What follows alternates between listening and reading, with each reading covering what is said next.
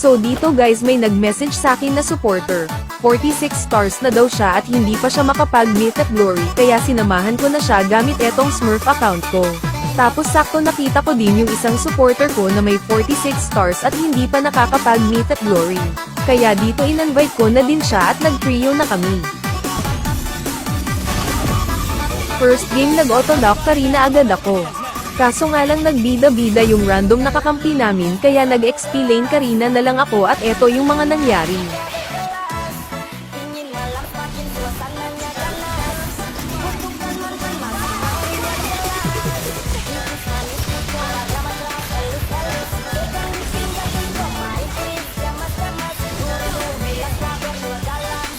Dito bumibilib sa akin yung mga kakampi ko kaya mas lalo akong ginanahan maglaro.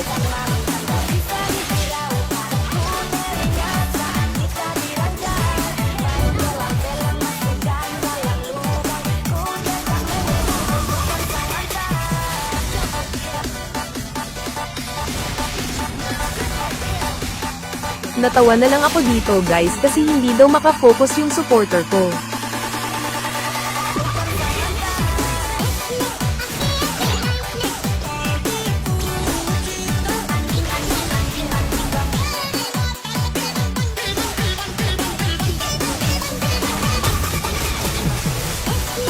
Dito guys imbis na mapitis ako ng kalaban ay naubos ko pa sila.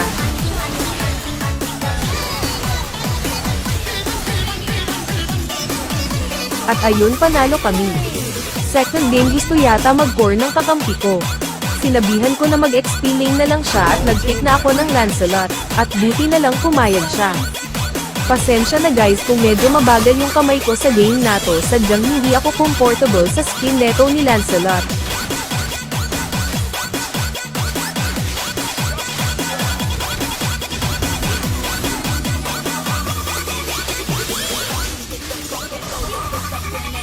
Malalambot nga lang pala yung mga kalaban namin dito kaya hindi ako nahirapan sa game na to.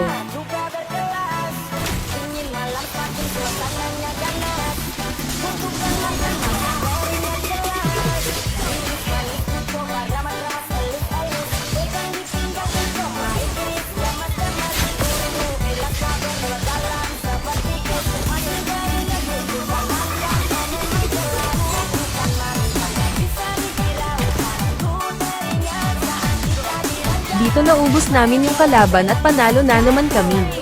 Third game sinubukan ko naman mag-Benedetta.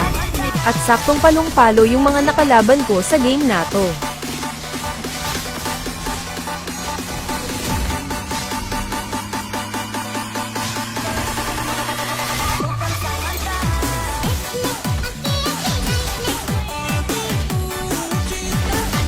Nasobrahan sa aggressive yung kalaban namin kaya kami pa yung nakalamang.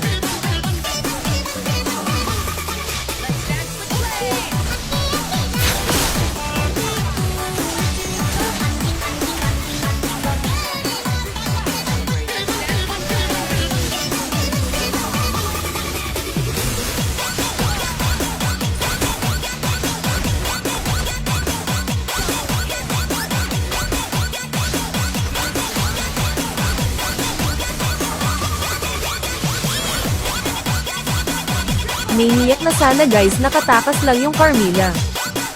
Dito madali ko na lang solo kill yung core nila kaya nararamdaman kong panalo na naman kami.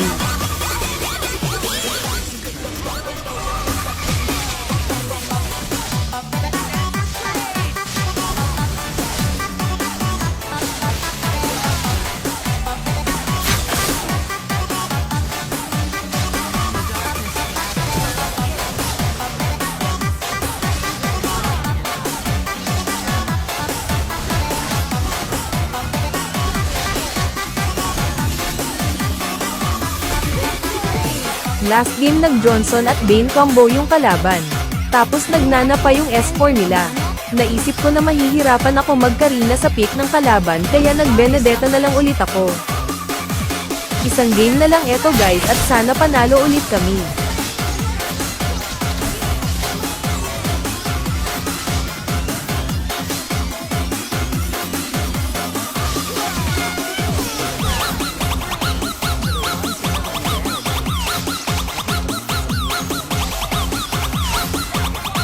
dito dinalawan ko lahat ng mga kakampi ko at nag-focus lang ako sa objectives.